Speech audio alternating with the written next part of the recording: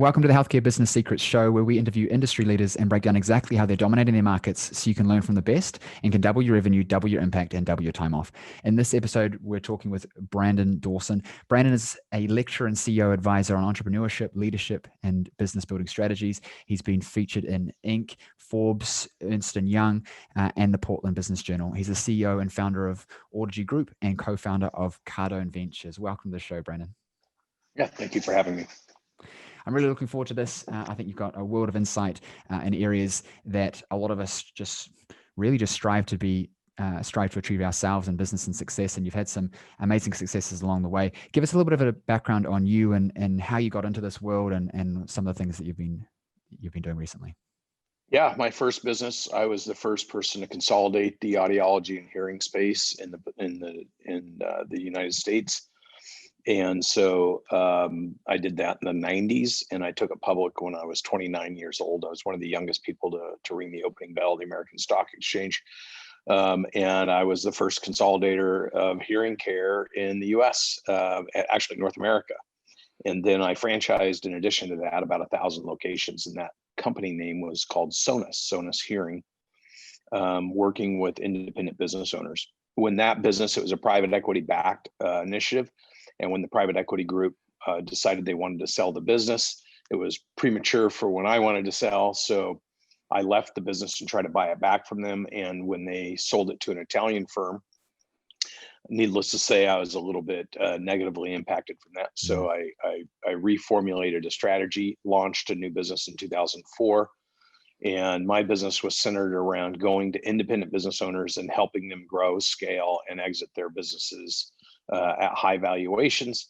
And I launched that business with my last $500,000, never borrowed a dollar, never raised any capital. I took all the lessons I learned through all the mistakes I had made while trying to grow and scale rapidly, and formulated a new strategy and a new plan and launched that business. And I grew it organically, generating $50 million of profit over 14 years. And then I sold it for 77 times EBITDA, 151 million to a public Danish company. And then we helped them grow their market cap, which was trading at $16.30 a share when they acquired us, and they were worth $1 billion. Today, they're $77, and they're worth 4x that. And so, it's something that we're very proud about. And then I launched Cardone Ventures with Grant Cardone, bringing all those experiences, the technology platforms I've built, and all of the programs that I've created and taught thousands of people to do to Cardone Ventures, where we're doing it with tens of thousands of businesses across hundreds of different verticals all across the world. That's incredible. Let me ask you, how did you get into the hearing space? I presume you don't have a background in audiology or anything like that. And was it just something that you fell into, or do you have a background in that? How did you get into that space and manage to kind of bring that together? So in the 70s, it was against the ethics for audiologists to dispense hearing aids. And my mother was a registered nurse who worked for an ENT doctor. So I used to travel all over Oregon with her when she would go to people's homes and test their hearing and sell them hearing aids as a little boy. And then my father divorced, and she moved to Minnesota with a gentleman who invented the first in-the-ear hearing aid. And I moved back to Minnesota when I was 8, and I watched that business go from a startup to today. It's over $1 billion. It's one of the largest of the 5 hearing aid manufacturers on the globe. And I grew up for the first 0 to 350 million of revenue and had to work in all the different positions within the business. And when my parents divorced, I was running North American sales. I was in my mid-20s, and a lot of my customers were coming up to Minnesota to say, it's been great working with you, but we gave all our files to our competitors and we're going to retire. And I went to the owner of the business, my ex-stepfather, and I said, hey, why don't we buy these businesses? And he said, it's a conflict for manufacturers to buy their customers because then other customers won't buy from us. So because of his and my mom's divorce, I decided it was time for me to take off and go do my own thing. So I became the first person to acquire businesses in the hearing care space. I made about 50 presentations to retired hearing aid people saying, I don't have any money, but if you let me sign a note to pay you for your business in 36 months, I'll step in and take it over. And then your other half will be worth more than the whole thing combined. So I found a few people to do that, and that started my foray into licensing and quasi franchising 1,000 locations and acquiring 130 businesses. And I was in the process of partnering with businesses all over the world when my private equity group called me and said, "Hey, we want to exit." It was right after September 11th, 2001. We want to liquidate the fund you're in, and therefore you have to convert to cash, and things I didn't even know about when I was raising money that would cause me to find myself in a trap. But it is what it is, and I figured out how to rebound from that. But one commitment for sure was I love working with independent business owners. I love helping business owners, and I'll never, ever, ever be interdependent on somebody else's money or somebody else's decision making again in my life. And that forced me into a different way of thinking. How do I grow and scale my business if I don't have any money? And that's the program I created and refined over 15 years, helping thousands of businesses grow and scale across a multitude of industries, and then built technology around it. And so I have methodologies, I have technologies, and I have leadership teams I've built. And so now we've brought those, I partnered with Grant Cardone, and we're bringing all that to traditional businesses and helping them immediately grow and scale and structure their businesses to be wealthier than the way the business owners run them. That's incredible. That's absolutely incredible. Where do you see there being the most opportunity in small business to grow? Because obviously you've got a method and how to do things, and I want to make sure that our audience can connect with that in the show notes, and we'll talk about that later. But where do you see most opportunity being for small businesses? Because most of the listeners here are small businesses. They've got them as a practitioner. They love what they do, but they don't necessarily have business sense, so to speak, to be able to grow beyond just, there's a few new clients coming in here and there, and they're hearing about Facebook as a tactic and this is a tactic. But they're really driven by, I want to impact more people, and I want to have a business that can run itself, and it's not dependent on me, and I'm not kind of slaving away. Because there's this classic thing of, I'm going to start a practice as a health professional, and a practice is a fancy word for a job, because it's top heavy, it's all on you, and I've been there myself. So what would you say to people asking that question? Like, where do I start? Like, how do we even know? Should I be doing some tactics? Should I be looking at mindset?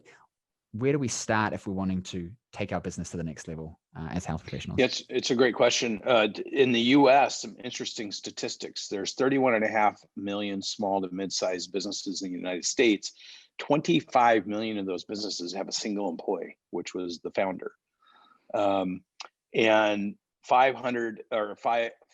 5,300,000 of those businesses have between 2 and 15 employees, and then 630,000 of those businesses have over 15 employees. So it's not just an issue there, it's an issue for all people who start businesses, is they don't understand the fundamentals, and they didn't start usually people that do this kind of work did not start their businesses because they wanted to be an entrepreneur. They started their businesses because they moved away from what they didn't want.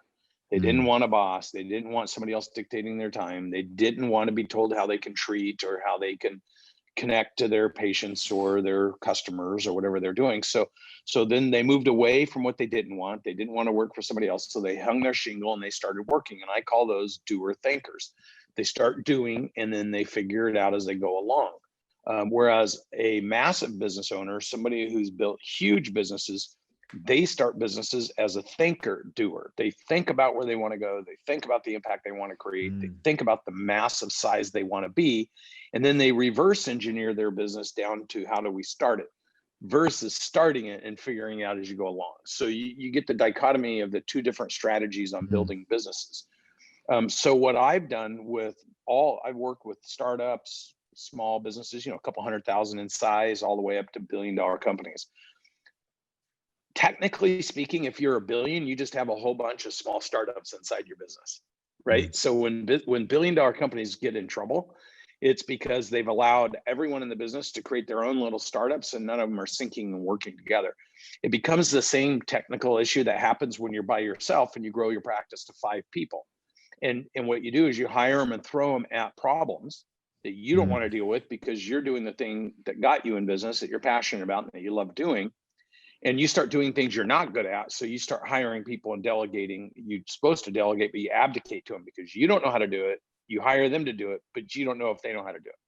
Yeah. So there's a natural progression in businesses. I call them break points. all businesses are going to fail in these breakpoints. So 0 to 3 million, 3 to 8 million, 8 to 15, 15 to 25, 25 to 45, 45 to 75, and you can keep going up. And the first breakpoint, 0 to 3, is whatever you're doing, the thing you do, is there enough value in it that people will exchange money with you, and you can make a living doing it at one level or another.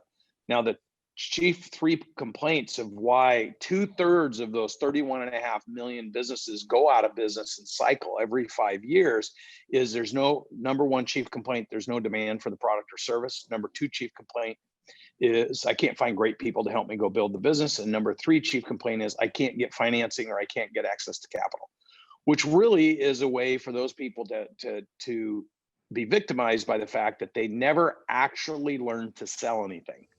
Because why would you start a business if there was no demand for the product or service? I mean, that sounds like kind of a dumb thing to do. So people don't start businesses because they don't think there's a demand. They start businesses because they do think that there's a demand or there's an opportunity, but then they technically go about building their business the wrong way.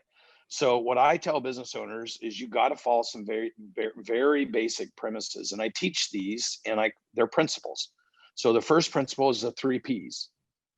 Promote. You got to promote. If you can't learn to promote, you're never going to create demand for your product or service. You're never going to hire great people because they won't know why they should work for you.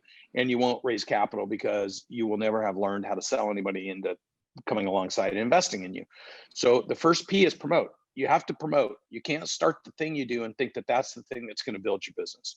Promote and then profit. You got to learn to generate a profit doing the thing that you're never going to outscale not making money. You're never going to hire people that will make money for you. If you can't do it and you have the highest incentives to do it, then you can pretty much be assured nobody else is going to do it for you. And then the third thing is process. How did you, when you promoted, how did you create the profit? And did you document it and write it down? And do you have a strategy for it? Because the multiplier to the 3 Ps is the 4th P, which is people. People want to go straight from opening to hiring people and hope that those people will solve their problems. And they never learn to make money, and they never understood what caused them to create transactions with people and value and what messaging brought them in. And they didn't process that out. So when they throw the multiplier at it, nobody knows what they're doing. And then the 3 M's, model, mimic, and master. Once you promote, create demand. Once you create a profit, so you know whatever you're doing works before you throw everything you own at it or you raise money from friends and family.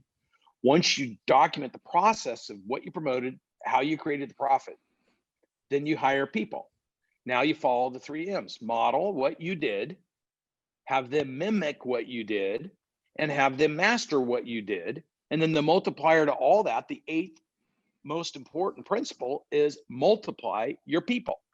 So if you just follow those 8 concepts and you do it exactly like that, you won't be a statistic because you'll learn the principles necessary to have a valued system that people will exchange money so it can monetize your growth.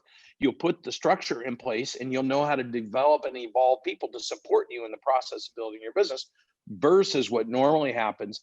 They get so busy, they throw people at problems. Those people really don't know how to solve the problems. They don't know how to work together as a team. And that group of people create more problems. And if they happen to grow even bigger, at some point it will become their demise because they'll step back because they become key man dependent when they start losing their key people. They don't know how they got it there. And so therefore it falls back to the other break point. So, I've done millions of dollars of research on thousands and thousands and thousands of roll-up strategies, small businesses, mid-sized businesses, large businesses. We've created matrices so people know where they fall, where they're up against those break points, what they're doing right, what they're not doing right. And I built a whole operating system around it because I think true leadership is making other people's success easy. And that's what my commission is to help business owners grow, scale, and create significant value for them and the team members that help them. And if we're able to continue to do it at the way we're doing it, we will revolutionize small business. So that's my mission. And I'm quickly assimilating 1 million businesses to help do that. Yeah, that's powerful. I'm just sitting here thinking, I'm looking at my business. I'm looking at because I have a practice. We've got practitioners, multiple practitioners in it. I've got a coaching business. I'm looking at how I'm doing things, and I'm seeing the gaps with what you're saying. And sometimes we do some of the parts, but then we don't do the other parts. But it's all of them cohesively working together, which is what gets you that growth. And too often, and you said it right? We start off, we're a practitioner. We love what we do. We're doing this thing, but we're not really making note of how things are working, why they're working, what's going on. But we just have this idea of I want to get to some next level, some arbitrary next level. We hire a practitioner, hoping they'll help me grow my business. We hire an admin person, hoping that they'll take over and manage some stuff. And I see it all the time where it just implodes because you're not knowing what you're doing that's making the growth happen.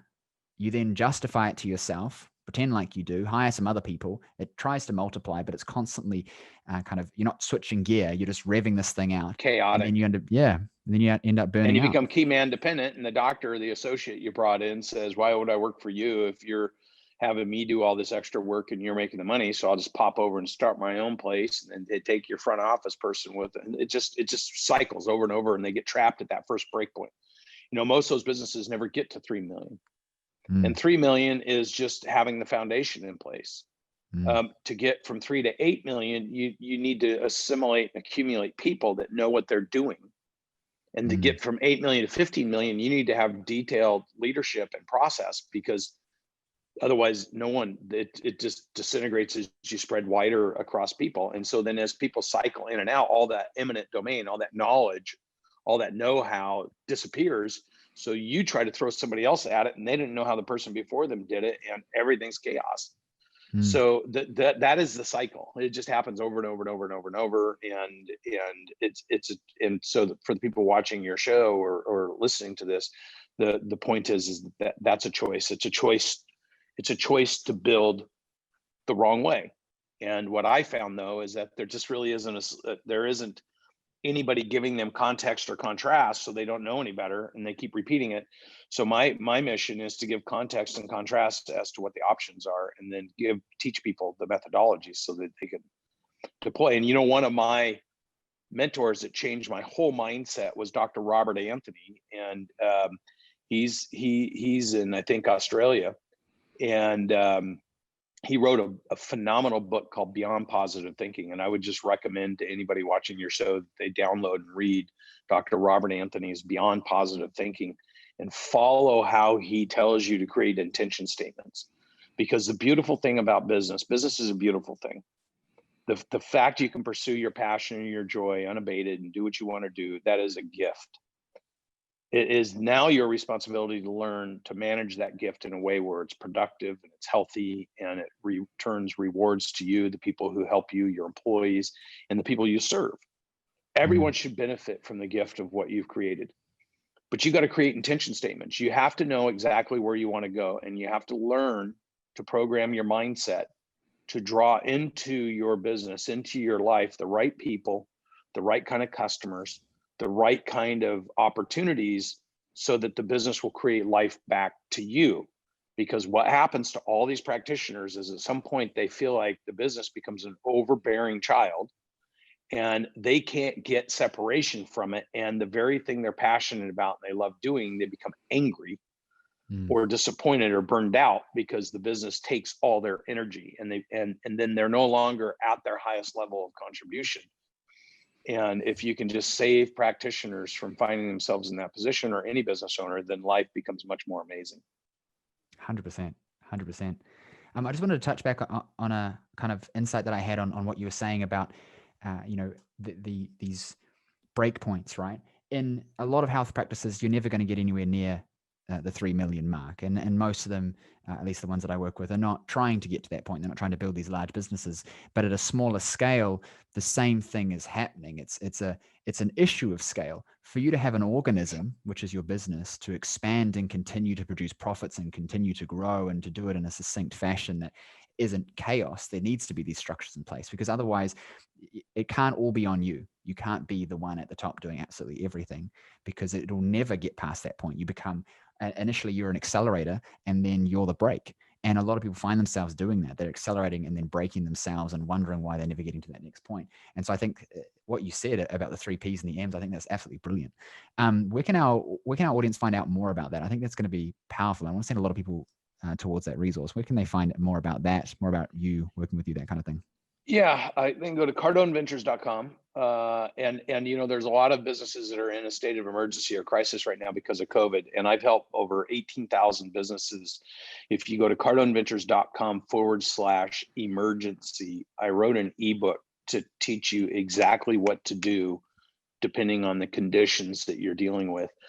I found myself repeating myself over and over and over. So I just thought it'd be easier to write the ebook. And I've had a lot of feedback from people saying it really helped them save their business or turn their business around. But cardoneventures.com is my website, and go to @BrandonM.Dawson. That's my Instagram. Again, it's @BrandonM.Dawson. And yeah, I just think, it's funny because in the United States, audiologists thought they were overworked and underappreciated in private practice, doing $275,000 a year. And I went out to the group and said, you should be able to do by yourself between 1.1 and 1.8 million. And they were like, no one in the industry does that. 4 years later, I had 100 people doing between 1 million and 2 million personal production. And half of them were kids in their first year, second year out of school, because we only trained them on what success looked like. We did not allow them to be around other people setting limitations in their mind. We said, here's exactly how you do it. Here's the process you use. In fact, I can tell you that for these business owners that are listening to this, you really need to pay attention to data.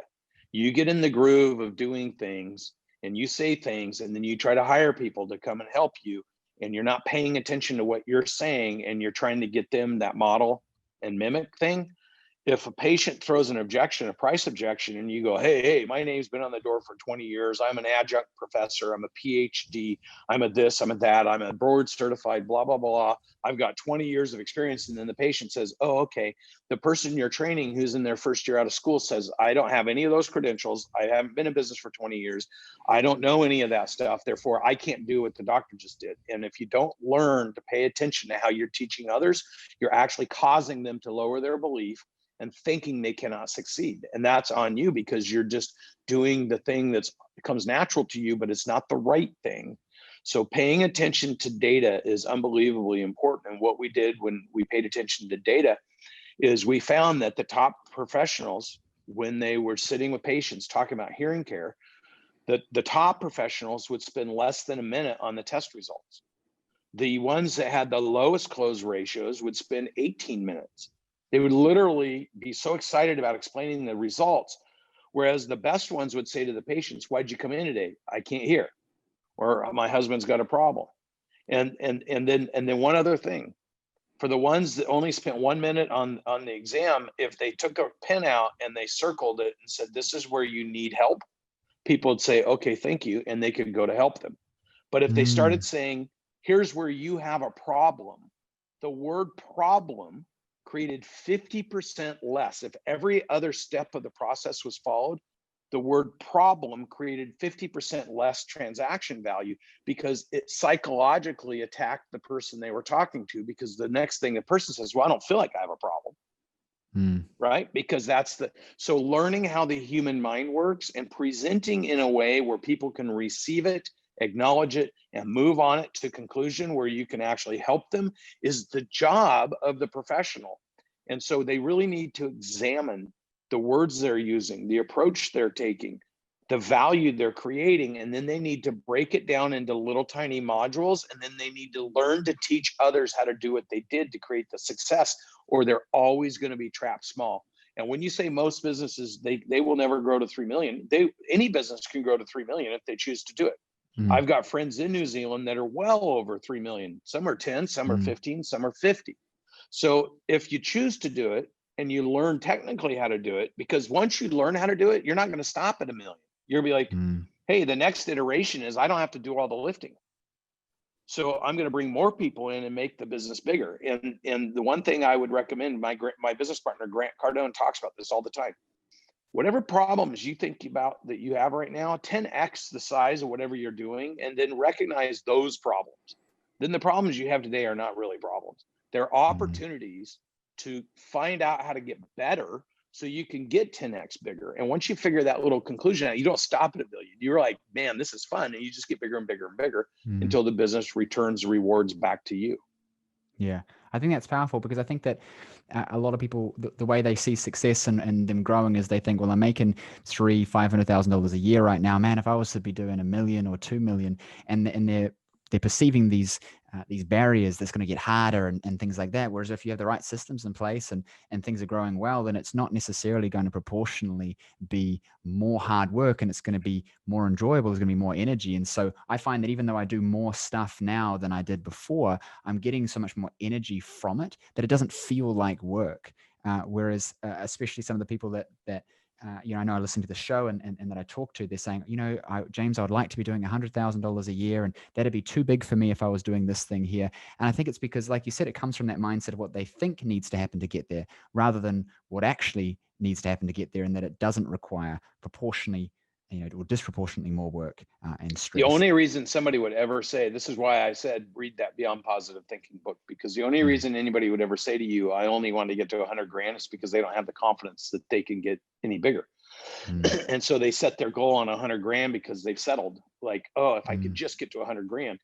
And I'd say you need to recalibrate your thinking. You need to say, I need to strive to get to 1 million and then to 10 million, because it absolutely gets easier when you get bigger. It only doesn't get easier if you don't follow the promote, profit, process, people, model, mimic, master, multiply.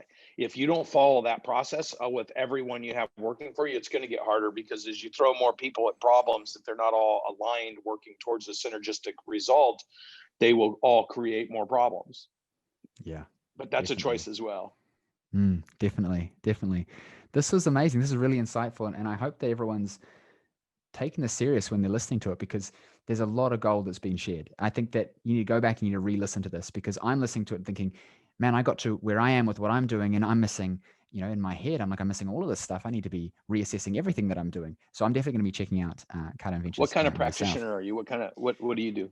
I'm a chiropractor by trade, but we focus on chronic pain, and we don't do standard chiropractic. And we have a hybrid virtual online-offline practice with multiple different practitioners in it that we're growing. That's awesome. One of my businesses that I'm a partner in is called AMI, Alternative Medical Integrated Group. And so we have hundreds of chiropractors that also are using stem cell regenerative medicine. And it is amazing to witness the limitations of these chiropractors. You have somebody that is doing $500,000 and they're just grinding all the time, or $1 million, and they're the only person the patient can see. And then they have people that are in our system that are doing 5, 6, 7 million with a whole bunch of doctors and regenerative medicine and other medical resources. And they have practices that are making $2 or $3 million a year. I can tell you that when you have two perspectives in all your decision making, and if you don't know these two perspectives, you need to go gain the wisdom of these two perspectives: context and contrast. When people tell you how they did things to get big, you need to have context as to if that's really what caused you to get big, or if they got lucky. Because a lot of times people will go try to mimic what they hear other people say they do, and they don't really know if that's exactly what made it work. And when they find failure, they give up believing they can get bigger. The other thing is contrast. If you're struggling at 100,000, ask yourself, how is somebody doing 1 million or 10 million? And seek wisdom on how did you go from 100,000 to 1 million to a 10 million? Don't try to figure it out yourself. That's the issue. Your asset is your liability. So what drove people to start their own thing and want to be in control creates the limitations on really studying how did somebody else succeed bigger, better, faster, and more valuably. You should, as a business owner, you should be asking that question every single day. You ask it as a clinician: how can I get better for my patients? You should separate yourself out as a business owner and ask the same question every day. How do I get better as a business owner? Where can I grab knowledge? How do I get the right information? How do I act on it until I can perfect it? And then how do I teach others to do it? If you're on those missions, your impact. See, when people say I got into healthcare because I want to create an impact, well, the truth is, if you're a little tiny business, you're not creating an impact. If you truly believe that you're an unbelievable professional who can change people's lives, staying small isn't allowing you to do that. So if you really believe that's your mission, then you owe it to yourself to learn to get big, because getting big is the only way you can create massive impact. So if you believe in yourself and you believe in the self-talk and you believe in your mission, then you're obligated to get huge, because the only way you're really able to make massive impact is through size. 100%. That's amazing. You've already shared where our audience can connect with you, and I'm going to make sure that that's in the show notes. I really appreciate you coming on the show today. It was particularly insightful, especially for me as well. So I really appreciate you. Thank you so much. Absolutely. Thanks for having me. That was really good. I'm definitely going to be looking into more. I love the simplicity of what you said, the 4 P's and the M's, and it makes so much sense. At the moment, I'm doing $2 million a year in my coaching business, helping health professionals grow. We got here in under 18 months, and I'm starting to feel some of those issues of scale as I'm trying to push to 3. And you should do. I have an online program. It's $4,995, and it's 10x scale. It's 18 modules of those principles, teaching you exactly how to scale and grow your business. Because if you went through that program, the language you could use for the people you're helping would get. And then if you've got all those healthcare providers and you go through that program and you're like, this is unbelievably helped me. I'm fine doing, I haven't ever offered this, but because you're in the business of coaching small businesses and I can tell you're passionate about it, then I'll do an affiliate deal that anybody you bring into that program, I'll revenue share 20% of it after you go through it. So you can share where you're learning the content. And instead of you trying to reproduce what I've done, if you say, hey, I went through this program, it was unbelievable, and you learn how to coach against it, then anybody that you would get to take that $5,000 program, because I can't get there anyway. I was going to Australia and New Zealand, but we're stuck here. So, I'm more than happy to find, and I have so many programs. I have the 9 elements of crushing COVID. That I put out. Thousands of businesses use that program. I have the emergency business response. I put out a ton of videos around that.